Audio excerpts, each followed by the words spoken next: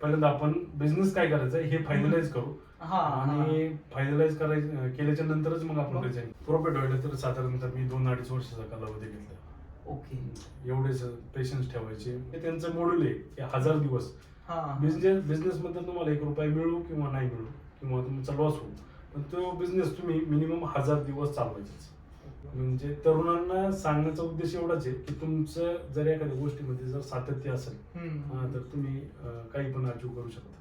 तर महत्वाचं म्हणजे की जर तुम्ही काही एखादी गोष्ट करताय त्या गोष्टीपासून जर आनंद मिळत असेल तर मग काय आपण बॅक टू पवेलियन जाण्यात काय मजा नाही. की तुम्ही जर एखादा डिसिजन घेतला, एखादा निश्चय केला की मला हे करायचंच, तर त्याच्यावरती तुम्ही ठाम पाहिजे आणि ते जोपर्यंत अचीव होत नाही तोपर्यंत त्याच्या पाठीमागणं पळणं सातत्य पाहिजे. डॉक्टर बाबासाहेब आंबेडकरांनी सांगितले की माणूस हा मरेपर्यंत विद्यार्थीच असतो.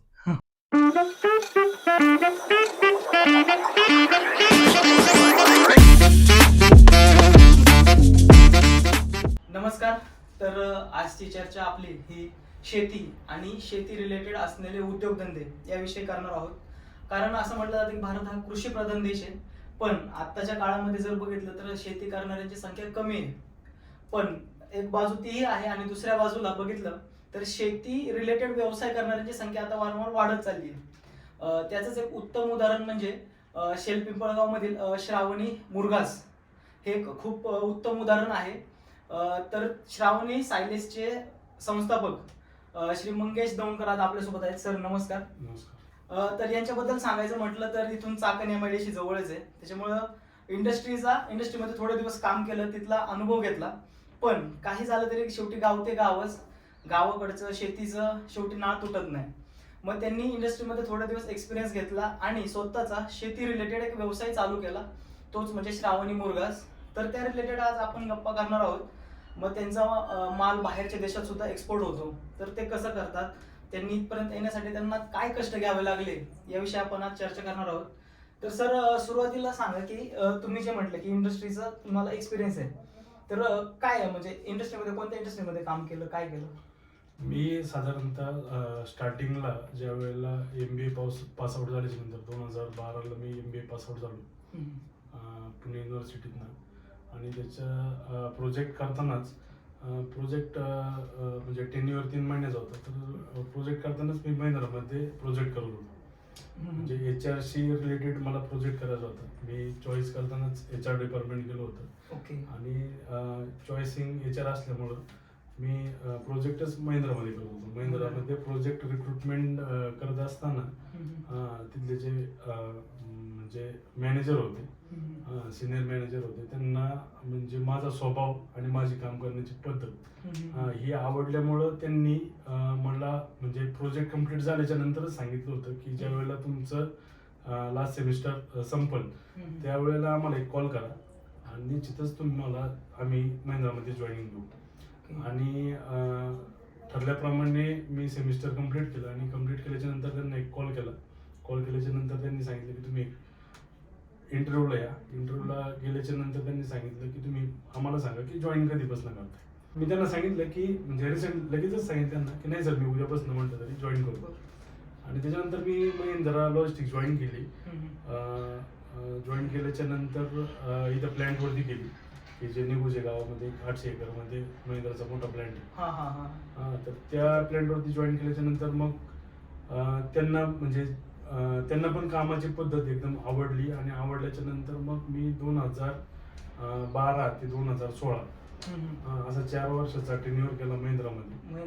तिथं काम करत असताना आजूबाजूचे म्हणजे खेड तालुका असतात म्हणजे पुणे जिल्ह्यातले जे पण जवळचे लोक आहेत किंवा जे आपल्या संपर्कात आहेत किंवा आपल्याशी म्हणजे त्यांचा संपर्क होतोय म्हणजे जवळचे लोक आणि खेड तालुक्यातले वास्तविक लोक, ह्या लोकांची रिक्रुटमेंट करताना त्यांना जास्त फोकस केला आणि तिथे 2016 पर्यंत काम केलं. त्याच्यानंतर काम करत असताना असं जाणवलं की आपण नोकरी करून लोकांना नोकरीला लावतोय आणि त्याच्यातनं त्यांचा उदरनिर्वाह चालतोय. पण हे करत असताना असं मनात थोडीशी सल होती की आपण फक्त नोकरीत जर करत राहिलं तर आपलं आयुष्य नोकरीतच संपून जाईल. ओके. म्हणजे मग तिथं तुम्हाला नोकरी करत असताना थोडं बिझनेस करावं. हो, बिझनेस करावं हे लक्षात आलं. मग लक्षात आल्याच्या नंतर मग मी म्हणजे रिसेंटली रिझाईन केलं महिंद्राला. आणि रिझाईन केल्याच्या नंतर मग मी असं ठरवलं की आपण काहीतरी बिझनेस करू. बिझनेस केल्याच्या नंतर आम्ही एक 4 गावातलेच पार्टनर मिळून एक व्यवसाय चालू करायचं ठरवलं होतं, मिल्क पॅकेजिंगचा. म्हणजे होमराईज पाश्चराईज करून ते मिल्क आपण डिस्ट्रीब्यूट करायचं. पण काही कारणास्तव तो प्रोजेक्ट आम्हाला करता नाही आला. मग मी परत 6 महिन्याचा ब्रेक घेऊन परत बॅक टू पवेलियन कसं जाता येईल हे पाहिलं. त्याच्यानंतर परत मग कंपनी जॉईन केली. त्याच्यानंतर मग बिग बास्केटला जॉईन केलं. बिग बास्केटला HR म्हणून परत 4 वर्ष जॉब केला. त्यासाठी कोरोनाचा पिरियड कम्प्लीट केला आणि त्याच्यानंतर 2021ला परत म्हणलं की नाही, आपल्याला व्यवसायच करायचा, नोकरीमध्ये आपल्याला म्हणजे जमतच नाही. अशा हिशोबाने मी बिग बास्केटमध्ये पण बिग बास्केट सोडताना हा विचार केला की पहिल्यांदा आपण बिझनेस काय करायचा हे फायनलाइज करू आणि फायनलाइज केल्याच्या नंतरच मग आपण रिझाईन. कोरोनाचा पिरियड मध्ये होता. त्या पिरियड मध्ये वर्क फ्रॉम होम, घरी बसून काम करायला संधी मिळाली आणि घरी बसून काम करत असताना थोडासा विचार करायला वेळ मिळाला. मग थोडंसं प्लॅनिंग केलं. 6 महिने बस थोडासा वेळ मिळाल्याच्या नंतर प्लॅनिंग केलं. प्लॅनिंग केल्याच्या नंतर मग सायलेज आणि येत्या पुढच्या जनरेशनला किंवा आपण मार्केटमध्ये सायलेज जर घेऊन गेलो तर आपण मार्केटमध्ये कसे टिकू. तर 2021ला ज्या वेळेला कंपनी म्हणजे इस्टॅब्लिश केली, ज्या वेळेला चालू केलं त्यावेळेला एकदम मशीन घेतलं. मशीन घेतल्याच्या नंतर एकदम म्हणजे 500 किलो डेली असं प्रोडक्शन घेत होतो. असं प्रोडक्शन घेत असताना बरंच म्हणजे एक 6 महिन्याचा टेन्युअरमध्ये एक साधारणतः 200 टन माल तयार केला. स्टार्टिंगला सगळ्या गोष्टी मिस करत होतो. मीच म्हणजे प्रोडक्शन पण मीच पाहायचं, मार्केटिंग पण मीच करायचं, सेल पण मीच करायचं. तर हे करत असताना मार्केटिंगकडे जर थोडंसं दुर्लक्ष झालं आणि पहिल्याच वर्षी एक म्हणजे सायलेज तयार करताना सायलेज बनवायचा, तो ठेवायचा, स्टोअर करायचा, ह्या गोष्टीची थोडीशी म्हणजे अद्भुत माहिती नव्हती. त्यामुळं काही सायलेज खराब झाला पहिल्या वर्षी. त्याच्यामधनं जर थोडासा लॉस आला. लॉस आल्याच्या नंतर परत असं वाटत होतं की आपलं कुठंतरी चुकतंय. मग थोडंसं परत डिप्रेशन. मग म्हटलं आपण काय करायचं आता, परत बॅक टू पवेलियन करायचं का हाच उद्योग चालू ठेवायचा. मग ह्या दृष्टीने मी परत पुढं थोडासा विचार केला त्याच्यावरती. मग म्हटलं नाही, आता एकदा हातात घेतले तर हे आपण सिद्ध करूनच दाखवायचं. मग हे सिद्ध करून दाखवायला थोडेसे चॅलेंजेस आले. मार्केटिंगसाठी दिवस रात्र पाहलो. सकाळी घर सोडलं तर कधी कधी 2-2 दिवस घरी येत नव्हतो. म्हणजे फक्त मार्केटिंग म्हणजे मार्केटिंगच करायचं. म्हणजे मार्केटिंग इन द सेन्स की जिथं गोशाळा आहे किंवा ज्या लोकांचे गोठे आहेत मोठे मोठे, त्या लोकांपाशी जाऊन त्यांना कन्व्हिन्स केलं, त्यांना सांगितलं. लोकांना ऍक्च्युअली सायलेज म्हणजे काय हे अजूनपर्यंत म्हणजे आज पण पाहिजे एवढं माहिती नाही, डिटेलमध्ये माहिती नाही. हे लोकांना असं वाटतं की सायलेज म्हणजे हे फक्त म्हणजे मका म्हणजे पिशवी करून देतात आणि हे आपल्याकडनं म्हणजे हे याच्यामध्ये काय येते काय येत नाही हे म्हणजे बऱ्याच लोकांना माहित नाही. आणि हे किती दिवस टिकतंय हे लोकांना माहित नाही. मग असं करत असताना मी बऱ्याच लोकांना त्या गोष्टी पटवून दिल्या. पटवून दिल्याच्या नंतर मग काही लोक कन्व्हिन्स झाल्याच्या नंतर मग ते चांगले कस्टमर बनले. तर करत असताना पहिल्या वर्षी जर थोडंसं 50 टन 60 टन असा माल कापवला. त्याच्यानंतर मग 100 टनावरती आलो. सगळ्यात मोठं चॅलेंज आहे की हे खातात नाही खातात, याच्यापासून काय फायदा आहे, याचे रिझल्ट जोपर्यंत आपण कस्टमरला देत नाही तोपर्यंत कस्टमर आपल्याला जोडलं जातं. बरोबर. म्हणजे नोकरी केली, नोकरीवरून दुधाचा पॅकेजिंगचा बिझनेस करायचा ठरवलं, तर त्याच्यात काही यश नाही आलं. मग परत नोकरी. मग परत असं कळालं की नोकरी करता बिझनेस जर करायचं तर नोकरी पूर्णपणे सोडून जमणार नाही. त्यामुळं मग बिझनेसची आयडिया, त्यानंतर परत स्वतःचं मुरघासाचं प्लॅन्ट टाकणं असेल, त्याच्यामध्ये स्वतःचं काम करणं असेल. खरंच खूप मोठा संघर्ष म्हणता येईल की एवढा तुम्ही तो केलाय. तर आता हे करत असताना मुरघासचा जो प्लॅन्ट आता तुम्ही रन करताय त्याच्यामध्ये चॅलेंज काय काय वाटतं की मटेरियल वेळेवर मिळते, एक्सपोर्ट व्यवस्थित होते का, काय चॅलेंज काय काय वाटतं तुम्हाला याच्यामध्ये? मटेरियल आता आपण काय केलं जनरली की कॉन्ट्रॅक्ट फार्मिंग. म्हणजे ज्या वेळेला बिग बास्केटमध्ये मी काम करत होतो 4 वर्ष, त्यावेळेला त्यांचे म्हणजे बिग बास्केट जे FMC चे प्रोडक्ट करते त्यांनी काय केलं, एक सेंट्रलाइज जागा बघितल्यात. तिथे काय करतात की ते म्हणजे कांदा लागेल त्यांना, बटाटा लागेल किंवा मेथी, कोथिंबीर, फळभाज्या ज्या पण लागतात त्या भाज्यांसाठी त्यांनी काय केलं, तिथल्या लोकांचा कॉन्ट्रॅक्ट केलंय. हा. ह्या लोकांनी हे सीड घेऊन जायचं, हे त्याची पेरणी करायची, त्याची काढणी करायची आणि ते परत आम्हाला जाणून विकायचं. बरोबर. हे हा. शिकायला मिळालं मला बिग बास्केटमध्ये. ओके. त्याच इम्प्लिमेंटेशन मी इथं केलं. म्हणजे आपण इथं म्हणजे जे हे काही गोष्टी करतोय, जर आपण म्हणजे शेतकऱ्यांनी मका पेरायची आणि मग ते आपण काढून आणायची आणि मग त्याचं सायलेज बनवायचं आणि मग ते विकलं जायचं, तर मग आपण शेतकऱ्यांनाच डायरेक्ट सीड जर वाटले तर आम्ही स्टार्टिंगला सुरुवात केल्याच्या नंतर पहिल्यांदा शेतकऱ्यांचा रिस्पॉन्स नव्हता. रिस्पॉन्स नसल्यामुळं मग आम्ही काय केलं की थोडीशी ऍडव्हर्टाइजमेंट केली याच्यावरती. ऍडव्हर्टाइजमेंट करता करता मग लोकांची थोडीशी इंटरव्ह्यू वगैरे घेतली.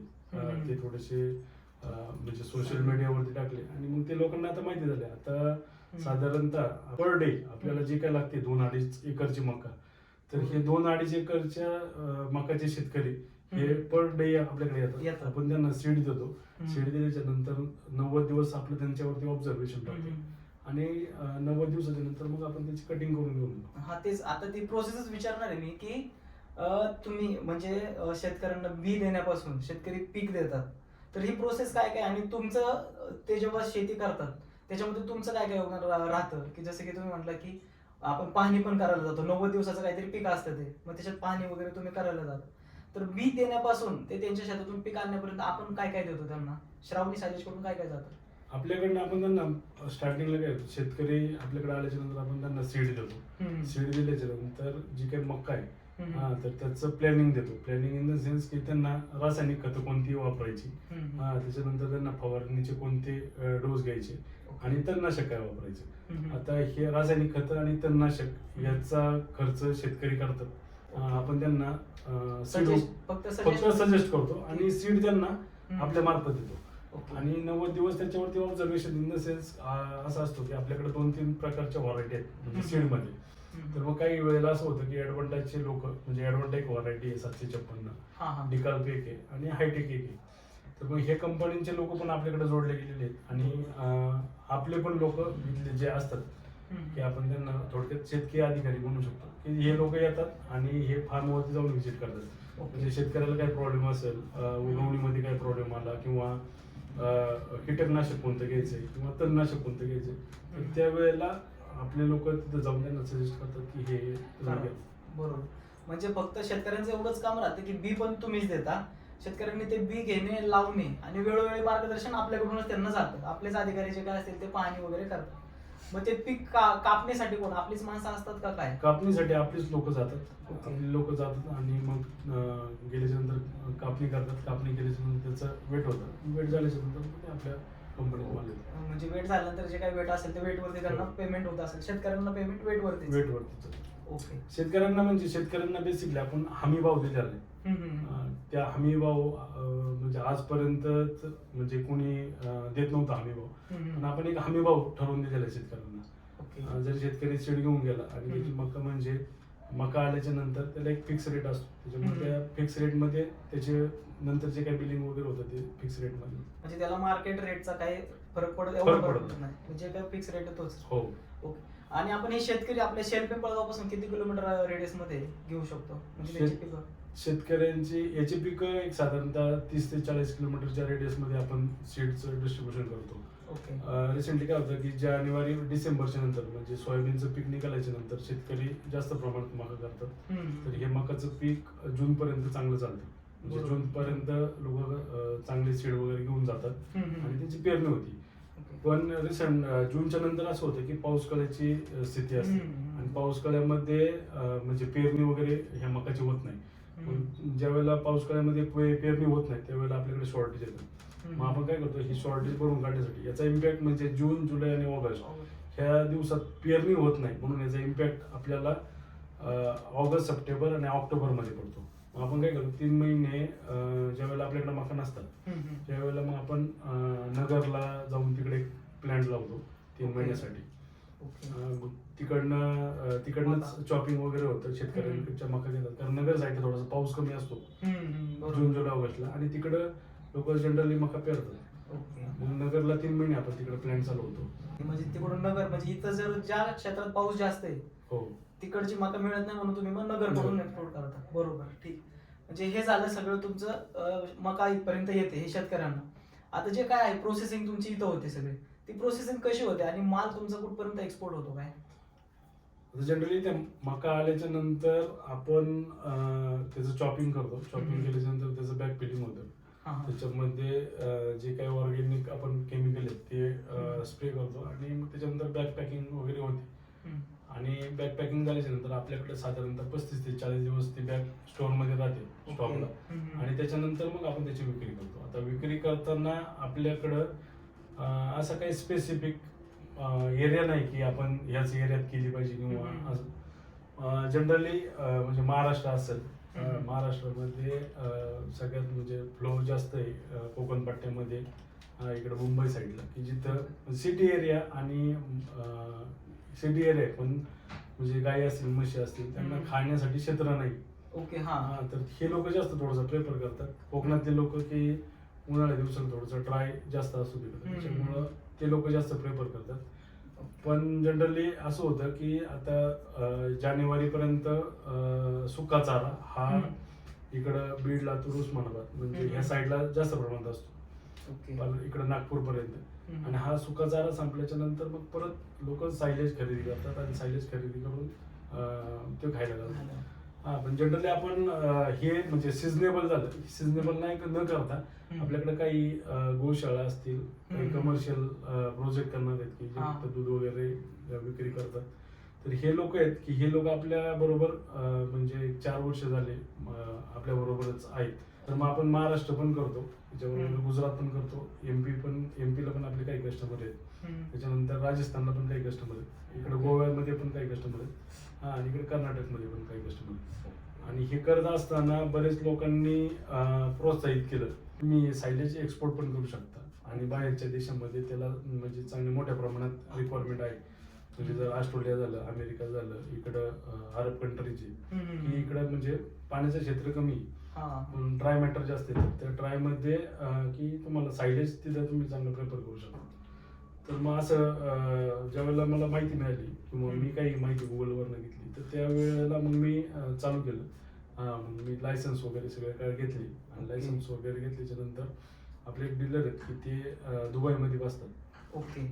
मग त्यांना लास्ट मंथमध्ये आपण 2 कंटेनर केले. त्यांची परत रिसेंटली 5 कंटेनरची एक ऑर्डर होती. ते 5 कंटेनरची ऑर्डर आता आपण फॉलो करतो. ओके, म्हणजे भारतभर तर आपलं मटेरियल जातच आहे, भारताच्या बाहेर देखील आपण एक्सपोर्ट करतोय. हो. तर ओव्हरऑल असा सगळा बिझनेस आहे की शेतकऱ्यांकडून मका घेणे, इथं बॅगमध्ये सगळं व्यवस्थित पॅक करून प्रोसेसिंग करून ठेवणे आणि त्यानंतर बाहेरच्या देशात एक्सपोर्ट वगैरे करणे, हा सगळा एकदम व्यवस्थित असा बिझनेस चालू आहे. तर सपोज एखादा आता माझ्यासारखा तरुण आहे, त्याला जर हा बिझनेस करायचा असेल तर काय सल्ला द्याल की किती पेशन्स लेवल किती ठेवायला लागतील किंवा किती वर्ष तुम्ही वाट पाहिली, प्रॉफिट व्हायला किती वर्ष वाट पाहिली, काय कसं? प्रॉफिट व्हायला तर साधारणतः मी 2-2.5 वर्षाचा कालावधी घेतला. ओके. एवढेच पेशन्स ठेवायचे. म्हणजे माझे एक मित्र आहेत चाकणचे, की त्यांच्याबरोबर माझं म्हणजे मारवाडी ते, त्यांच्याबरोबर म्हणजे माझं बोलणं उठणं बसणं होतं. तर ते म्हणजे मारवाडी लोक जे बिझनेस करतात, तर त्यांनी मला त्यांचे टॅक्ट सांगितले होते. ज्यावेळेला तुम्ही एखादा बिझनेस करताय तर त्या बिझनेस मधनं तुम्हाला प्रॉफिट होईल किंवा तोटा होईल, ही गोष्ट ही म्हणजे शुल्लक आहे. म्हणजे त्यांनी मला सांगितलं की तुम्ही 3 वर्ष बिझनेस मध्ये, म्हणजे त्यांचं मॉड्यूल आहे 1000 दिवस बिझनेस मध्ये तुम्हाला 1 रुपया मिळू किंवा नाही मिळू किंवा तुमचा लॉस होईल, पण तो बिझनेस तुम्ही मिनिमम 1000 दिवस चालवायचे. ज्यावेळेला तुम्ही 1000 दिवस बिझनेस चालवताय आणि 1000 दिवस पूर्ण होतात, त्याच्यानंतर तो बिझनेस तुम्हाला काय देतोय हे तुम्ही पाहिजे त्याच्यात. पण म्हणजे 1000 दिवस म्हणजे नॉट अ जोक, जवळजवळ 3 वर्षाचा कालावधी. आणि 3 वर्षाच्या कालावधीमध्ये तुम्हाला फक्त शटर ओपन करायचे आणि संध्याकाळी क्लोज करायचे. म्हणजे तरुणांना सांगण्याचा उद्देश एवढाच आहे की तुमचं जर एखाद्या गोष्टीमध्ये जर सातत्य असेल तर तुम्ही काही पण अचीव करू शकता. आणि भांडवल, नफा तोटा ह्या गोष्टी म्हणजे तुम्ही बिझनेस टाकल्याच्या नंतरच्या गोष्टी आहेत. पण स्टार्टिंगला तुम्ही म्हणजे हातात डेअरिंग असली पाहिजे. तुम्हाला जे काही करायचे त्याचं तुम्हाला उद्दिष्ट माहिती असलं पाहिजे आणि मग त्याच्यानंतर तुम्ही पुढचे प्लॅनिंग करू शकता. बरोबर. म्हणजे 1000 दिवसाचं गणित जे आहे बिझनेस करताना ते तुम्ही पाळलं पाहिजे. नाहीतर काय होतं आजकाल की तरुण काय होतं, बिझनेस करतात, प्रॉफिट होत नाही, वर्षभराच्या आत सगळं बंद करून जातात. तर असं न करता 1000 दिवसांचं कमीत कमी वेट केला पाहिजे की बाबा प्रॉफिट होईल, लॉस होईल, त्याच्यानंतर जो काही डिसिजन आहे तो घेणं योग्य राहील. तर हे झालं बिझनेसचं प्रॉफिट वगैरे सगळ्या गोष्टी. मगाशी आपण मगाशी मुद्द्याकडे येऊ की जे तुम्ही भारताच्या बाहेर देखील एक्सपोर्ट करणार, तर आपण असं काय आहे का आपल्याकडे मॉडेल की डीलरशिप, म्हणजे तुम्ही प्रोसेस करणार, आधी सपोज माझं शॉप आहे, तुम्ही मला सेल करणार, मी पुढे विकू शकतो, असे डीलरशिप वगैरे तुम्ही काय देता का? हो, डीलरशिपचं आपण चांगल्या प्रकारे मार्केटिंग पण करतो आणि डीलरशिप ऑब्विस आहे की म्हणजे कोणी पण जो मॅन्युफॅक्चरर असेल तर ते मॉडेलमध्येच की तुम्ही डीलरशिप द्यायला पाहिजे किंवा तुमचा माल कसा सेल होईल हे तुम्ही पाहिलं पाहिजे. तर स्टार्टिंगला मी ज्या वेळेला म्हणजे बऱ्याच गोशाळा वगैरे किंवा प्रायव्हेट गोठे वगैरे ज्या वेळेला पाहिले त्यावेळेला जर मोठा गोठा असेल तर ते लोक आपल्याला कनेक्ट होतात. पण जर स्मॉल असेल म्हणजे एकाकडे 5 गायी आहेत, 2 गायी आहेत, 10 गायी आहेत, हे लोकांपर्यंत पोहोचणं जर थोडंसं म्हणजे मुश्किल होते. तर हे माझ्या लक्षात आलं. हे लक्षात आल्याच्या नंतर मग मी काय केलं की जे आपले पशुखाद्य विक्रेते यांच्याशी संपर्क वाढवलं, यांच्याशी संपर्क केला. मग यांच्याशी संपर्क केल्याच्या नंतर त्यांना परत कन्व्हिन्स केलं की तुम्ही हा सायलेज हे विका. तर त्यांना कन्व्हिन्स केल्याच्या नंतर मग बरेच म्हणजे आपल्या महाराष्ट्रामध्ये जवळजवळ 40 लोक आपले आहेत की जे डीलर की हे म्हणजे इकडं नागपूरपासनं तर इकडं मुंबईपर्यंत आणि इकडनं कोकण पट्ट्यामध्ये पण एक 6-7 डीलर काम करतात आणि मग पुण्यामध्ये सातारा, सांगली, कोल्हापूर ह्या साईडला म्हणजे असे 40 लोक काम करतात. हे डीलरचा फायदा एवढाच आहे की आपला माल सर्वसामान्य माणसापर्यंत पोहोचवण्याचं काम हे डीलर लोक करतात. आपण त्यांचं एक एग्रीमेंट बनवून देतो आणि एग्रीमेंट बनवल्याच्या नंतर त्यांना आपण माल देतो. माल दिल्याच्या नंतर त्यांच्याकडे जातो, तो त्यांच्या स्टोरला राहतो. स्टोरला राहिल्याच्या नंतर डीलर लोक त्यांच्याकडे एक गाईवाला पण येतो, तो पण सायलेज मागतो. बकरीवाला येतो, तो पण सायलेज मागतो. त्यामुळे त्यांना पण विक्रीसाठी एकदम म्हणजे सोपं होऊन जातं आणि आपल्याला पण विक्रीसाठी म्हणजे प्रत्येक कस्टमर पर्यंत न पोहोचता डीलर पर्यंत पोहोचलं की डीलरला जे ठरवून दिलेले एरिया आहे ते एरियात म्हणजे ते काम करतात. ओके, म्हणजे एखाद्याला कोणाला जर शायलेज मुरघासचा जर बिझनेस करायचा असेल किंवा शॉप टाकायचा असेल तर संपर्क करून ते तुमच्या सोबत डीलरशिप घेऊ शकता. आणि सपोज जर एखाद्याला कस्टमाइज म्हणजे श्रावणी सायलेजच्या नावाने नसून तर माझं सपोज ब्रँड करायचं तर माझ्या नावाचे बॅग वगैरे काही मिळून माझंच पॅकिंग करून मिळेल का मला? असं काही आपल्याकडे आहे का अवेलेबल? मिळू शकतं. आता जनरली आपण जे पॅक करतोय त्याच्यावरती काही म्हणजे लोगो वगैरे म्हणजे प्रमोशन काही केलेलं नाही कोणत्या गोष्टीचं, म्हणजे सायलेजचं काही प्रमोशन वगैरे नाही. जर मे बी असं असेल, आता ज्या वेळेला मी एक्सपोर्ट करतो त्यावेळेला म्हणजे जे काही इम्पोर्टर असतात त्यांची रिक्वायरमेंटच ही असते की आम्हाला आमच्या ब्रँडने तुम्ही सायलेज बनवून द्या. जर त्यांच्या ब्रँडने जर त्यांना लागत असेल तर आपण ऑब्व्हियसली की त्यांना त्यांच्या ब्रँडने दिलं पाहिजे. एंड ऑफ द डे आपल्याला बिझनेस करायचा आहे, तो बिझनेस चांगल्या प्रकारे रन करायचा आहे. मग तुम्ही तुमचा ब्रँड जर तुमचा महाराष्ट्रामध्ये आहेच पण तुम्हाला जर बाहेरच्या देशात जर तुमचा ब्रँड नाही असेल तर तो तुम्ही नंतर नेऊ शकता. पण आता रिसेंटली जर त्यांच्या ब्रँडने चालायचं असेल तर मग आपण देऊ शकतो. आता आपण जे म्हणतो मुरघास बऱ्याच जणांना आणखी माहिती नाहीये, तर ह्या मुरघासाचे फायदे काय काय ते सांगा ना. म्हणजे मुरघासाचे फायदे म्हणजे आपण मुरघास बनवतानाच म्हणजे सायलेज ज्याला इंग्लिशमध्ये वर्ड आहे सायलेज, हे फायदे याचे असे आहेत की आपण ज्यावेळेला मुरघास बनवतो त्यावेळेला तो मुरघास फक्त मकापासूनच बनवतो. याच्यामध्ये आता लोक काही निप्याचा बनवतात, काही ऊसाचा बनवतात, काही ऊसापासून वाड्याचा बनवतात. मकाचा मुरघासाचा फायदा हा आहे की याच्यामध्ये प्रोटीन लेवल चांगले हाय राहते. ड्राय मॅटर याचा 60-65% येतो. आपल्याकडे जो रिपोर्ट आहे की त्या रिपोर्टच्या हिशोबाने म्हणजे ज्यावेळेला आपण ॲनालिसिस करतो याचं रिपोर्ट करतो त्यावेळेला ते तुम्हाला त्याच्यामध्ये काय प्रोटीन आहे, ड्राय मॅटर किती आहे, त्याच्यामध्ये मॉइश्चर किती आहे, त्याच्यामध्ये एएसचं कंटेंट किती आहे. तर प्रोटीनचे कंटेंट 7% ते 9% येतात. मॉइश्चर तुमचं 65% पर्यंत येतं. त्याच्यानंतर फायबरचं प्रमाण येतं त्याच्यामध्ये चांगल्या प्रकारे. तर ह्या पद्धतीने याच्यामध्ये कंटेंट असतात. याचा फायदा असा आहे की ज्या वेळेला म्हणजे उन्हाळा दिवस असतो, जनावरांना हिरवा चारा भेटत नाही, त्यावेळेला लोक सायलेज प्रिफर करतात. पाऊस काळाच्या दिवसाला ज्या वेळेला याच्यामध्ये सायलेजमध्ये ड्राय मॅटर चांगला राहतो, म्हणजे तुमचा 30-35% ड्राय मॅटर येतो.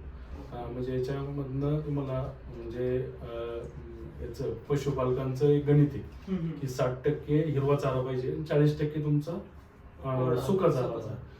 हे 60% आणि 40%चं कॉम्बिनेशन सायलेजमध्ये मला चांगल्या प्रकारे बघायला मिळतं की आपल्याकडनं म्हणजे 60-65% मॉइश्चर जातं, 30-35% ड्राय मॅटर जातो.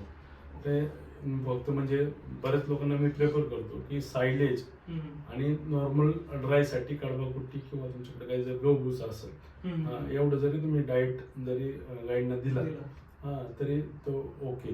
बरेच लोक ज्या वेळेला सायलेज घेऊन जातात त्यांनी काही लोकांनी अगोदर ट्राय केलेला असतो सायलेज दुसरीकडनं किंवा मग लोकल काही लोक बनवतात किंवा स्वतःचा सायलेज बनवतात आणि ज्यावेळेला आपलं सायलेज घेऊन जातात त्यावेळेला त्यांना निश्चितच फरक जाणवतो. म्हणजे गायींची चकाकी वाढते, दुधामध्ये 2 ते 3 लिटरने वाढ होते, फॅटमध्ये चांगल्या प्रकारे वाढ होते. याचे फायदे होतात त्यामुळे येतात आणि घेऊन जातात.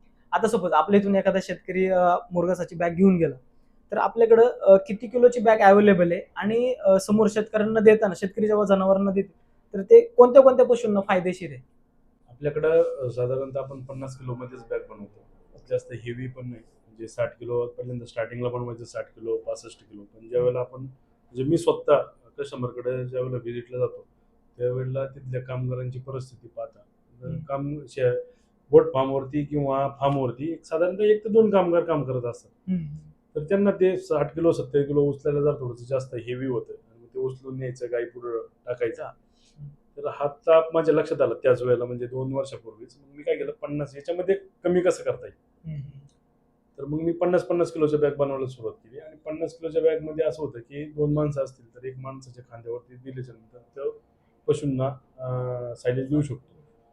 तर आपण आता सध्या साधारणतः सगळे 50 किलो मध्येच बनवतो आणि जर काही कस्टमरची रिक्वायरमेंट असेल म्हणजे साधारणतः 200 टन 300 टन जर असेल मोठ्या बॅगमध्ये, जर त्यांना सप्लाय पाहिजे असेल तर मग आपण त्या कस्टमरसाठी मोठ्या 1 टनाच्या बॅगमध्ये करतो. आता तुम्ही जर पाहिलं तर सगळीकडे 50 किलोची बॅग लागली. तर हा पशूंना देण्यासाठी, आता पशूंना जर तुमच्याकडे एचएफ गाई असेल तर तिला दिवसभरात साधारणतः 22 ते 25 किलो पर्यंत सायलेज दिलं पाहिजे. ओके.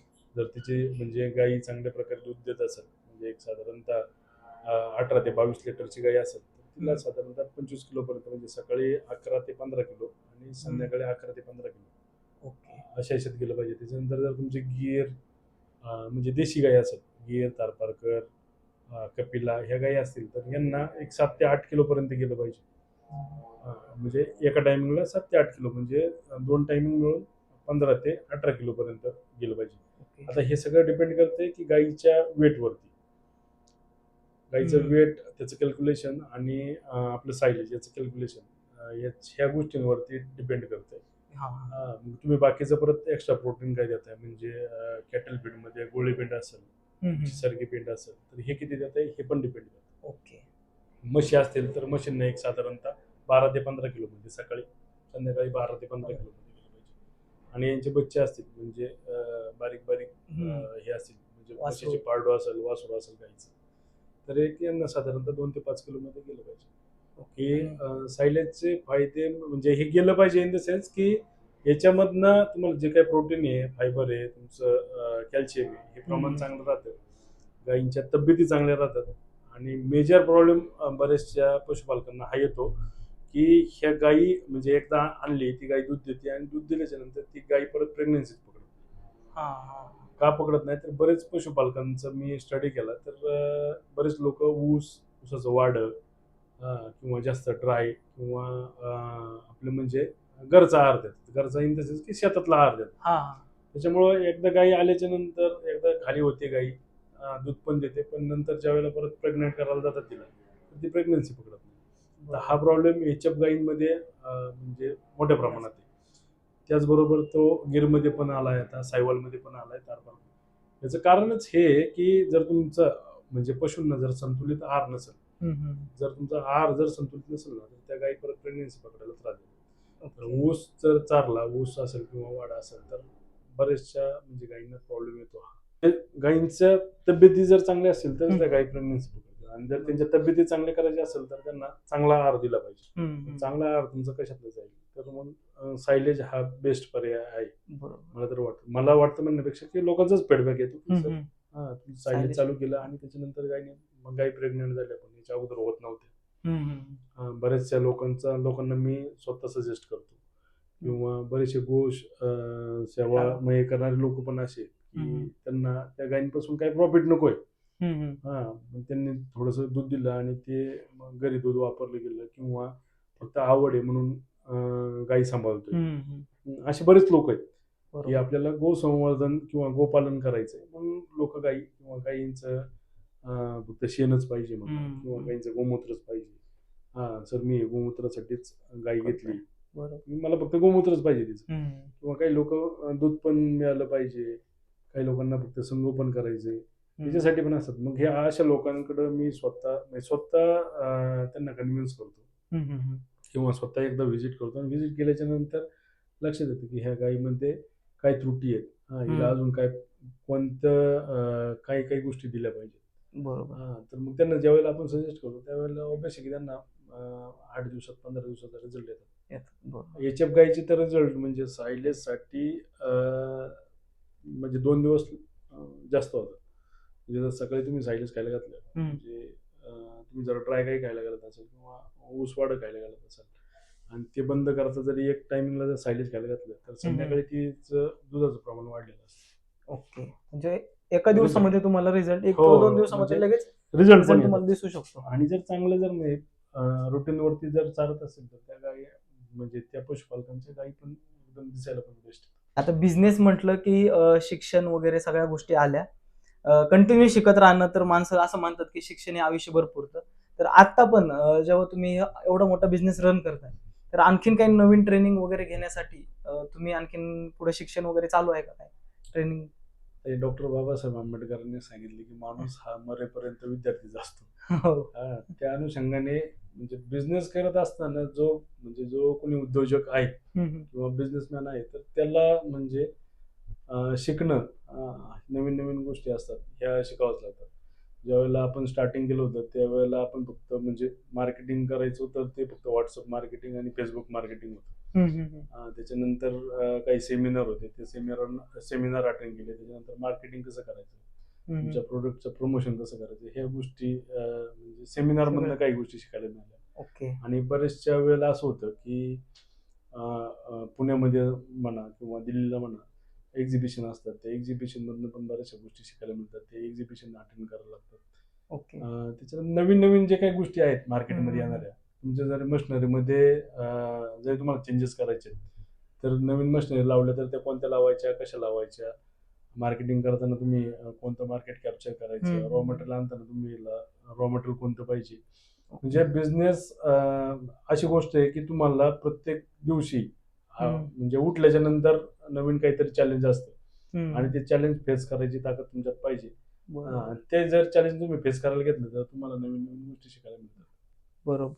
बिझनेस म्हटलं की शिकणं हे आलंच, ते बिझनेस म्हटलं. कधी असं वाटलं का की बाबा आता लईच नको नको झालंय बिझनेस मध्ये आणि आता हे बिझनेस कुठेतरी स्टॉप करावा आणि परत कुठेतरी जॉब वगैरे, म्हणजे आफ्टर एवढं सक्सेस आल्यानंतर पण कधी असं वाटतं का की करायला पाहिजे आपण आता? नाही, असं आतापर्यंत तर काही मला असं वाटलं नाही आणि निश्चितच वाटणार पण नाही. कारण बिझनेस म्हणजे अशी गोष्ट आहे की तुमची डायरेक्ट म्हणजे हा बिझनेस तर सायलेज मॅन्युफॅक्चरिंग बिझनेस असा आहे की याच्यामध्ये तुम्हाला सगळ्या प्रकारचे लोक भेटले जातात. सगळ्या प्रकारचे इन द सेन्स की तुमच्याकडे फार्मर लोक पण येतात, त्यांना पण तुम्हाला टाइम द्यावा लागतो. त्याच्यानंतर तुम्हाला मार्केटिंगसाठी जावं लागतं. तिथं मार्केटिंगमध्ये गेल्याच्या नंतर दिवसभरातले फोन कॉल्स असतील किंवा माणसांच्या गाठीबिटी असतील. तर म्हणजे तुमचं फार्मर तर तुम्हाला पकडायचं आहे. फार्मर इन द सेन्स की सगळेच फार्मर लोक एज्युकेटेड नसतात. त्याच्यामध्ये काही अनएज्युकेटेड पण लोक येतात, त्यांना पण तुम्हाला हँडल करावं लागतं. काही एज्युकेटेड लोक येतात त्यांना पण हँडल करावं लागतं. तुमचे कस्टमर पण बेस असा आहे की म्हणजे 3 कॅटेगरीमध्ये आम्ही कस्टमर डिपेंड केलेलं आहे, ए, बी आणि सी. ए कॅटेगरीवाला कस्टमर असेल तर त्याची रिक्वायरमेंट म्हणजे कशी असते की मे बी ए कॅटेगरीवाला कस्टमर असा राहतो की 2 गायी आहेत त्यांच्याकडे, पण त्या गायींना खायला घालायला म्हणजे माणूस आहे पण चाराच अवेलेबल नाही. मग ते तयार असतात की आमच्याकडनं किती पण पैसे घ्या पण आम्हाला चारा द्या. म्हणजे आम्ही त्याचं ए, बी, सी अशा 3 कॅटेगरीमध्ये डिपेंड करून ठेवलेले आहेत कस्टमर. त्याच्यामुळं ह्या सगळ्या गोष्टी शिकायला पण मिळतात आणि ह्या गोष्टींपासून सगळ्या प्रकारचे लोक मिळतात.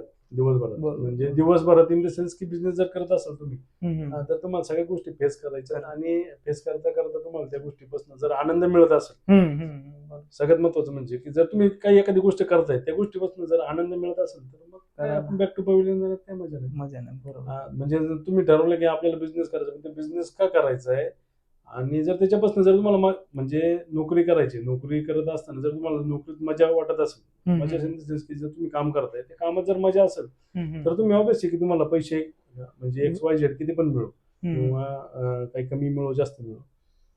तर आता आम्ही ठरवल्याच्या नंतर असं म्हणजे आता तर असं लक्षात येतं की आपल्याला बिझनेस म्हणजे थोडंसं मन लागून जाते, मजा येते, लोकांचे रोज संवाद असतात. बरोबर. तर ह्या गोष्टीमध्ये कारण नोकरी म्हटलं की तेवढं एकच सेक्शन असतो, तेवढ्यामध्येच तुम्हाला काम करायचं हो. असतं. आणि आत्ताची जी कंडिशन आहे, आता तुम्ही म्हणजे जे मागचं जे स्ट्रगल केलं ते ठीक आहे, पण आताच्या कंडिशनला जर बिझनेस आणि नोकरी एखाद्या तरुणाला सजेस्ट करायची असेल किंवा मलाच, तर काय सजेस्ट कराल की नोकरी करायची का बिझनेस करायची आणि का? आता तुमच्याकडे पाहिलं तर तुमचं हम्म. सातत्य आहे. हम्म. आपण म्हणजे साधारणतः 1.5-2 2 वर्ष, 2 वर्षापासून एकत्र आहे. हम्म.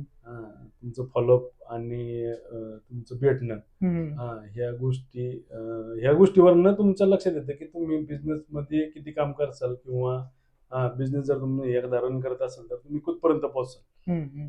सगळ्यात महत्वाचं म्हणजे तुमचं सातत्य हम्म. आणि ना तुमच्याकडं जी काय म्हणजे डिसिजन मेकिंग पॉवर आहे, Power आहे. ही डिसिजन मेकिंग पॉवर एकदम फास्ट पाहिजे. एकदम फास्ट इन द सेन्स की तुम्ही जर एखादा डिसिजन घेतला, एखादा निश्चय केला की मला हे करायचंच, तर त्याच्यावरती तुम्ही ठाम पाहिजे आणि ते जोपर्यंत अचीव होत नाही तोपर्यंत त्याच्या पाठीमागणं पळणं म्हणजे सातत्य पाहिजे. बरोबर. बिझनेस की जर नोकरी? जर तुम्हाला बिझनेस करायचा आहे, तुम्ही बिझनेस करू शकता. हा. जर तुमचा प्रबळ इच्छा असेल की तुम्ही बिझनेस करायचा आहे, मला बिझनेस मध्ये सक्सेस व्हायचं आहे किंवा मला बिझनेसच रन करायचा आहे, तुम्ही बिझनेस करू शकता. नोकरीवाल्यांसाठी मी एवढं म्हणलं की लिमिटेड ऍक्सेस आला म्हणजे आपली फॅमिली आणि नोकरी याच्यामध्येच म्हणजे त्यांचं राहावं आयुष्य लागतं. जातं आयुष्य सगळं. त्याच्यामध्येच जातं. म्हणजे घर नोकरी याच्यामध्येच आयुष्य जातं. आणि बिझनेस करणारा माणूस पण म्हणजे बरेचसे वर्कशॉप वाले त्यांचं पण तसं जर पाहिलं तर आयुष्य त्या वर्कशॉप मध्येच जातं. बरोबर. पण बिझनेस करताना तुम्हाला काही बंधन राहत नाहीत आणि जे नोकरी करताना जी बंधनं असतात ती बिझनेस करताना राहत नाही. बिझनेस करताना म्हणजे तुम्ही स्वतःच्या डिसिजन स्वतःच घेणार आहे. आणि नोकरी करताना जर तुम्हाला काय डिसिजन घ्यायचे असेल तर तुम्हाला 4 जणांना विचारावं लागतं. बरोबर. विचारून काय डिसिजन घ्यावं लागतं. असं नाही की स्पेसिफिक मी सांगू शकत की नोकरीच केली पाहिजे किंवा बिझनेसच केला पाहिजे. आता जर म्हणजे तुमचं सातत्य तुम्ही कितपत टिकून ठेवताय, तुमची आवड कशात आहे त्याच्यावरती तुम्ही करू शकता. बरोबर. म्हणजे आवड आणि आनंद ज्या गोष्टीमध्ये आहे तेच चॉईस करून तुम्ही पुढे कंटिन्यू करू शकता. तर आता ओव्हरऑल आपण सगळी शेती आणि बाकीच्या सगळ्या गोष्टींविषयी माहिती घेतली आणि आता आपण पॉडकास्ट थोडं शेवटाकडे आलोय. तर प्रत्येक माणसानं बिझनेस करताना एक व्हिजन आणि मिशन ठेवून करत असतो. तुम्ही जे आता हे सगळं ओव्हरऑल मुरगासाचं जे आता चालू आहे, बाहेरच्या देशात एक्सपोर्ट करणं असेल, भारतभर एक्सपोर्ट करणं असेल, तर तुमचं आता पुढं नक्की व्हिजन काय आहे पुढं? तुम्ही जर मिशन म्हणले तर मिशन प्रत्येक वर्षी वेगवेगळे मिशन घेऊन आम्ही चाललो होतो. म्हणजे सुरुवातीला महिन्याला 100 टन खपवायचा माल, हे आमचं 3 वर्षापूर्वीचं मिशन होतं. त्याच्यानंतर मग आम्ही 500 टनावरती आलो आणि आता 1000 टनावरती चाललो. ओके. म्हणजे 1 महिन्यामध्ये आपण 1000 टन माल सेल करायचा, 1200 टनाच्या आसपास. आता ह्या वर्षीचं आमचं टार्गेट आहे की साधारणतः 1500 टनाच्या आसपास जाऊ आम्ही. किंवा 1500 टन मंथली सेल करू. ओके. आणि व्हिजन ठेवताना व्हिजन असं ठेवलेलं आहे की जे काही म्हणजे आपल्याकडं पशुपालक आहेत किंवा जे पण पशु आहेत या पशूंना आपल्याकडनं सायलेज तर खायला देणारच आहे. बरोबर. याचबरोबर सायलेज बरोबर तर आता आम्ही नवीन जे काही आयडिया येत आहेत म्हणजे काय तुमचा PMR असेल, TMR असेल, म्हणजे टोटल मिक्सचरेशन, म्हणजे गायींना फक्त जे काही म्हणजे पशुपालकांना जो काही त्रास आहे, म्हणजे आता मी पण समजतोय की 50 किलोची बॅग उचलायची आणि ती गायीपर्यंत न्यायची, हा पण त्रास आहे. बरोबर. हा त्रास कमी करून आपण डायरेक्ट TMR मध्ये जायचं आणि TMR मध्ये गेल्याच्या नंतर म्हणजे TMR टोटल मिक्सर रेशन हा प्रकार असा आहे की फक्त तुम्हाला एकच टाइम किंवा दिवसभरातनं 2च वेळा खायला द्यायचं. ओके. मग तुम्हाला परत त्याच्यामध्ये कॅटल फीड नाही द्यायचं, कडबा कुट्टी नाही टाकायची किंवा त्यांना सायलेज नाही टाकायचं किंवा तुमची कुट्टी नाही टाकायची. हे ओके. सगळं एकत्र करायचं. हा हा. त्याचं प्रोडक्शन म्हणजे आपण घेणार आहे आणि तेच फक्त गायींना खायला द्यायचं. म्हणजे वेगवेगळ्या गोष्टींसाठी आता बरेचशा पशुपालकांना म्हणजे खर्च म्हणजे बरेच पशुपालक असं म्हणतात की गायी व्यवसाय हा म्हणजे लॉसमध्ये आहे म्हणण्यापेक्षा लॉसमध्ये काय आहे तर त्याचं कारणच हे की जो पण गायींना आपण आहार देतो म्हणजे त्याला आपण डाएट म्हणतो. हा जर डाएट तुमचा जर व्यवस्थित नसेल किंवा डाएटवरचा जर खर्च हा जर व्यवस्थित म्हणजे तुमचं कॅल्क्युलेशन नसेल याच्यामध्ये तर ऑब्व्हियसली की तुम्हाला कोणता पण म्हणजे पशुपालक हा लॉसमध्ये जाणार. तर आपण रिझनेबल रेटमध्ये इन फ्युचर म्हणजे एक साधारणतः 2 वर्षानंतर आपण ही कन्सेप्ट लॉन्च करणार आहे की Okay. TMRची हे सायलेज आणि TMR म्हणजे सायलेज मिक्सिंग करून आपण TMR बनवतो आणि TMR देणार आहे. ओके. म्हणजे सायलेज बरोबर ते वेगळं काहीतरी खाद्य की ते दिवसातून फक्त त्यांना 2-3 वेळाच द्यायचं जनावर. दोनच वेळा जायचं. याच्यामधनं फायदा असा होईल पशुपालकांना कुठं जायची गरज नाही. म्हणजे इव्हन आपल्या जरी शेतात जरी असेल चारा अवेलेबल असेल तरी तो चारा न देता TMR जरी दिला तरी चालेल. आणि TMRचे फायदे म्हणजे तुम्हाला शरीराला जेवढे पोषक जीवनसत्व आहेत तेवढे त्या TMR मधनं मिळतील. त्या गायीचं दूध पण वाढेल आणि गायीची तब्येत चांगली राहील. म्हणजे हेही तुम्ही लवकरच आता ते लॉन्च होईल म्हणजे ते 1-2 वर्षामध्ये ते आपल्याकडे लॉन्च होईल. हे झालं आपलं आता मुरघास रिलेटेड आणि शेती रिलेटेड बिझनेस. तर असे आणखीन काही बिझनेस आहेत का की त्याच्यानुसार तुम्ही सांगू शकता की शेती रिलेटेड काही बिझनेस आहेत हे तरुणांनी आजकाल करायला पाहिजे? शेती रिलेटेड बिझनेस करायला म्हणजे जास्त स्कोप आहे. ऍक्च्युली माझे जे मेंटॉर आहेत हे म्हणजे ऑर्गॅनिक फार्मिंग मध्ये त्यांचं चांगलं मोठं प्रस्थान आहे. ओके. साधारणतः म्हणजे एक साधारणतः 150 कोटीच्या आसपास त्यांचं टर्नओव्हर आहे. असे ते आपले ज्ञानेश्वर बोडके सरांचं तुम्ही जर पाहिलं तर अभिनव फार्म तर म्हणजे पूर्ण ऑल ओव्हर इंडियामध्ये काम चालू असतं त्यांचं. आणि ऑर्गॅनिक फार्मिंग म्हणजे 1 एकर शेती असणारा शेतकरी जर ऑर्गॅनिक फार्मिंग जर केलं तर तो त्याचा उदरनिर्वाह करू शकतो. हे म्हणजे बोडके सर एकदम व्यवस्थित सांगतात. त्यांचं जर ट्रेनिंग घेतलं तर तिथं तुम्हाला त्यांचं 3 दिवसाचं काहीतरी ट्रेनिंग सेशन आहे. ओके. तिथे मी पण अटेंड करून आलोय. आणि म्हणजे शेतीशी निगडीत व्यवसाय म्हणजे शेती पण ती पण ऑर्गॅनिक करायची. ऑर्गॅनिक करून त्यांचा कस्टमर बेस सेपरेट म्हणजे वेगळाच राहतो. आणि सिलेक्टेड कस्टमरलाच तो माल द्यायचा. ओके. म्हणजे त्यांचं बकेट वगैरे ह्या कन्सेप्ट आहेत त्यांच्याकडे चांगल्या प्रकारे. त्याच्यानंतर तुमचं कुक्कुटपालन व्यवसाय असेल, मच्छीपालनचा व्यवसाय असेल, हे आता जनरेशन थोडंसं चेंज होत चाललंय. बाकीचे पण म्हणजे शेती जरी करायचं म्हटलं तुमची शेती जरी करायची म्हटलं तरी शेतीमध्ये सुद्धा चांगला उदरनिर्वाह करता येईल. किंवा शेतीला जोड व्यवसाय चांगल्या प्रकारे करता येईल. तुमचे गाई पालन असेल, म्हशी पालन असेल, कुक्कुटपालन तुमच्याकडे, मच्छीपालन म्हणजे हे सगळ्या गोष्टी जर म्हणजे शेतीशी निगडीत आहेत किंवा शेतीला पूरक जोडून देत जे काय सांगितलं तर हे तुम्ही करू शकता. म्हणजे आजकाल शेती करणं पण एवढं अवघड नाही झालेलं कारण जे ऍडव्हान्स टेक्नॉलॉजी आजकाल आलेल्या आहेत. कमी जागेमध्ये पण जास्त उत्पन्न पण आजकाल घेतात. आणि इथून पुढचा काळ तुम्हाला काय वाटतं की शेतीवर जास्त फोकस होईल का बाकीच्या इंडस्ट्रीवरती जास्त चालेल? काय वाटतं तुम्हाला?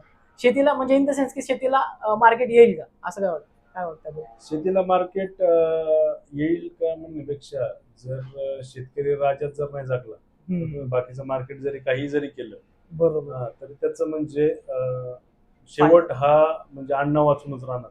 त्याच्यामुळं शेतकरी हा राजा आहे. हा राजा कशासाठी तर हा याच्यासाठीच आहे. शेतीसाठी आता जे काही इंडस्ट्रियल वाढतंय म्हणजे आपल्याकडे पुण्यात जर पाहिलं तुम्ही तर पहिल्यांदा लोक वाघोलीतले लोक शेती करायचे. तिकडे कर्जत साईडचे लोक शेती करायचे. इकडे आमच्याकडे भोसरीचे लोक शेती करायचे, चाकणचे लोक शेती करायचे. पण तुम्ही आता जर पाहिलं तर इकडं रांजणगाव पर्यंत इंडस्ट्रियल एरिया गेला, बरोबर. त्याच्यानंतर इकडे वाघोली साईडला इकडे इंडस्ट्रियल एरिया आला, इकडे कर्जत साईडला तिकडे म्हणजे बिल्डिंग वगैरे चांगल्या झालं. मोठ्या प्रमाणात हो. झाल्या. चाकण भोसरीमध्ये इकडं बिल्डिंग वगैरे झाल्यात, इंडस्ट्रियल बरोबर. एरिया मोठा झालाय तो. हा, तर म्हणजे असं पुन्हा आपलं हे साधारणतः मागच्या 15 वर्षात हे 15-20 किलोमीटर लांबपर्यंत वाढत चाललं. बरोबर. जसं जसं क्षेत्र वाढत म्हणजे इंडस्ट्रियल एरिया म्हणा किंवा तुमच्या बिल्डिंग या वाढत चालल्या, तसं क्षेत्र कमी होत चाललंय. बरोबर. हा, जर तुम्ही अजून 15 वर्षाच्या पुढचा जर विचार केला तर असं होईल की क्षेत्रच म्हणजे शेती करायला क्षेत्र न राहायचं, पण लोकांच्या बिल्डिंग होतील किंवा इंडस्ट्रियल एरिया वाढेल. बरोबर. तर इथून पुढे जे पण युवक आहे किंवा जर त्यांनी जर ठरवलं की मला शेती करायची आहे, शेतीवरतीच माझा उदरनिर्वाह करायचा आहे किंवा शेतीला पूरक जोड व्यवसाय करत आणि मी नोकरी न करता फक्त शेती करत, तर त्या शेतीवरती सुद्धा त्याचा उदरनिर्वाह होऊ शकतो. आणि पुढे जाऊन शेतीला चांगले दिवस येणार आहेत हे तर निश्चितच. कारण आज लोकांना खायला जे अन्न लागतंय ते सगळं शेतीवरनच निघते, कारण तयार होत आहे. हो. आणि जर आपल्याला म्हणजे सोयाबीन असेल तेलासाठी किंवा बाजरी असेल, टोमॅटो असेल, कांदा असेल, म्हणजे जर आपल्याकडे सीझन संपला म्हणजे 2 महिने 4 महिने, आता कांद्याचा सीझन चालू आहे, आता कांद्याचे बाजार पडलेले आहेत, लोक स्टॉक करून ठेवतात. हा कांदा परत पाऊस काळात काढतात, म्हणजे जून जुलैमध्ये काढतात विक्रीसाठी. बरोबर. आणि ज्या वेळेला पाऊस काळामध्ये तो कांदा संपतो त्यावेळेला आपल्याकडे कांदा नाही राहत. बरोबर. मग तो कांदा आपल्याला कुठून तरी पाकिस्तानवरनं किंवा बाहेरून इम्पोर्ट करावा. शेतीला फ्युचर आहे असं म्हणायला हरकत नाही, आणि ऍडव्हान्स टेक्नॉलॉजीमुळे जास्त कष्ट करण्याची पण गरज नाहीये शेतीला. त्याच्यामुळे मला तर असं वाटतं की जवळजवळ तरुणांनी शेती रिलेटेड व्यवसायच शोधलेले कधी पण चांगलं राहील. मग त्या मुरघास असेल, कुक्कुटपालन असेल, गोशाला असतील, भरपूर सारे ऑप्शन आहेत. ते पण आपण इथून पुढच्या इंटरव्ह्यू मध्ये आता कव्हर करत जाऊ. पॉडकास्टच्या शेवटाकडे वळू की ह्याच्यामधले पर्सेंटेज वाईज आता मार्जिन जे आहे बिझनेस तुम्ही करताय याचं मार्जिन रेशो जर सांगायचं म्हटलं की शेतकऱ्यांना 100% आहे, शेतकऱ्यांना एवढा जातो, एवढा किंवा कामगारांना एवढा जातो, मला फायनली फक्त पर्सेंटेज मध्ये सांगा, आकडेवारी आपण नको डिस्क्लोज करायला, पण पर्सेंटेज वाईज सांगू शकता की कसा प्रॉफिट होतो तुम्हाला याच्यामध्ये, किती टक्के प्रॉफिटचं काय कॅल्क्युलेशन, म्हणजे एक साधारणतः 7 ते 8% प्रॉफिट देणारा बिझनेस आहे. पण याच्या पाठीमागची मेहनत जर पाहिली तर ही खूप आहे, कारण तुम्हाला शेतकऱ्यांपासून कस्टमर पर्यंत, बरोबर, आणि शेतकरी पण तुम्हाला सांभाळायचे. सगळ्यात मोठं चॅलेंज आहे की त्यांना सीडचं डिस्ट्रीब्युशन करायचे, त्याच्यानंतर सीड दिल्याच्या नंतर त्यांचा 90 दिवस टेन्युअर आहे तो थांबायचा आहे, 90 दिवस थांबल्याच्या नंतर परत तुम्हाला इथे यायचं, इथे 40 दिवस थांबायचे. म्हणजे साधारणतः तुम्हाला 130-140 दिवस थांबावं लागते, आणि त्याच्यानंतर मग तुमचा माल मार्केटमध्ये जातो. मार्केटमध्ये गेल्याच्या नंतर म्हणजे विक्री होऊन जातो, आणि विक्री होऊन झाल्याच्या नंतर सगळेच लोक पैसे देतात ऑन टाइम, असं पण काय नाही. बरोबर. तर खूप मोठे चॅलेंजेस आहेत त्याच्यामध्ये, आणि म्हणजे फक्त पैसा लावला आणि मग मला पैशाला रिटर्न पाहिजे अशा काही गोष्टी होत नाही. एक साधारणतः म्हणजे पैशात जर मोजायचं जर म्हणलं तर एक साधारणतः 10 पैसे 20 पैसे मार्जिनवरती हा व्यवसाय चालतो. फक्त जर म्हणजे तुमची आवड आहे म्हणून आपण हा धंदा जोपासतोय, मग चला की शेतकरी लोक पण खुश राहत आहेत, म्हणजे जे पशुपालक आहेत हे पण लोक आपल्यामुळे समाधानी आहेत, आणि जे काही गोशाळा आहेत जिथं फक्त म्हणजे गोरक्षण होते, ह्या लोकांशी जर थोडासा संपर्क जास्त वाढल्यामुळं असं वाटतं की चला हे लोक म्हणजे दिवसाची रात्र करून एवढे पाळतायत आणि एवढ्या सगळ्या गोष्टी करतायत, तर मग आपण करायला काही अडचण. बरोबर. म्हणजे मला वाटतं 10 to 20% म्हणायला हरकत नाही. 10% म्हणजे 10 ते 20 पैसे आपण म्हणू शकतो. 10 to 20% एवढं नाही होते. म्हणजे जर तुमचं सायलेज बनवण्याचं कॉस्टिंग जर असेल 10 रुपये, तर त्या 10 रुपयामधलं 10 ते 20 पैसे म्हणजे 9 रुपये 80 पैसे हा तुमचा खर्चच आहे. त्याच्यातून जे काय राहणार आहे ते 10 पैसे किंवा 20 पैसे एका किलो पाठीमागे एवढंच मार्जिन राहतं. आणि हे तुम्ही कोणत्या पण सायलेज मॅन्युफॅक्चरला जरी विचारलं तरी तो पण तुम्हाला हेच सांगणार आहे, कारण आता आपण मोठ्या प्रमाणात करतो ही गोष्ट बाजूला, पण जे काही बाकीचे पण लोक बनवत आहेत, छोट्या छोट्या प्रमाणात बनवणारे बरेच लोक आहेत, की ह्या लोकांना जरी विचारलं तरी ते तुम्हाला हेच सांगतील. कारण सायलेज म्हणजे तुम्हाला फक्त समाधान देणारी गोष्ट आहे की चला आपण ह्या गायींना आपण पाठवतोय आणि हम्म. म्हणजे ह्या गायींचं समाधान यांना आपल्याकडनं चारा जातं आणि त्यांना समाधान वाटतंय आणि ते समाधान किंवा शांती आपल्याला लागते एवढंच. ओके, म्हणजे आहे, म्हणजे मार्जिन आणि प्लस आपलं समाधान देखील या बिझनेस मध्ये आहे. तर सरांनी आपल्याला खूप त्यांचा मोलाचा वेळ दिला. आपण हे आलो इकडे आज, खरं तर स्टुडिओमध्ये शूट नाहीये, हे त्यांच्या इथे येऊन शेलपिंपळगाव मध्ये शूट केलंय आणि सरांनी पण वेळ दिला त्याबद्दल सरांचे आभार. सर धन्यवाद. धन्यवाद.